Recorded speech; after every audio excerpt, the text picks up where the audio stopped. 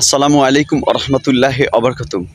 হজরত উমর রাদিয়াল্লাহু আনহু বলেন, হজরত আবু বকর রাদিয়াল্লাহু তাআলা আনহুর এক রাতের ইবাদত যদি আমার সারা জীবনের ইবাদতের সমান হতো তাও আমি নিজেকে সার্থক মনে করতাম।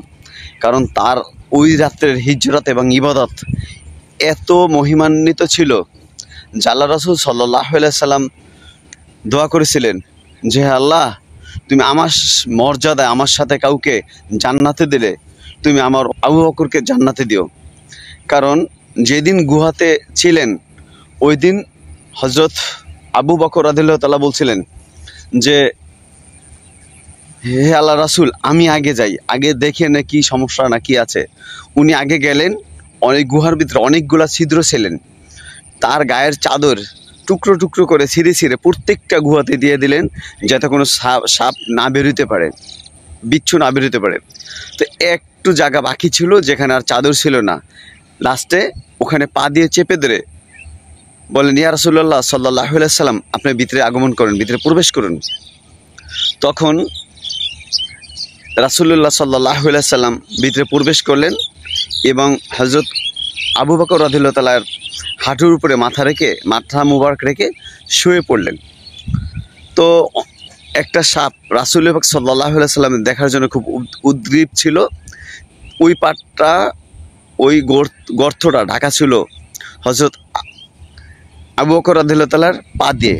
তিনি কি করলেন, ওই সাপটা বারবার ধ্বংসন করলেন, তারপরও পা সরালেন না।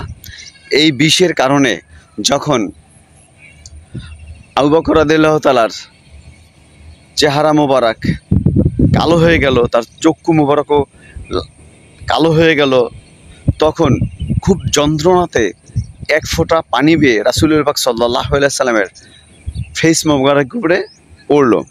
তখন আল্লাহ রাসূল সাল্লাল্লাহু আলাইহি সাল্লাম বললেন যে আবু বকর, কি হয়েছে তোমার, এই অবস্থা কেন?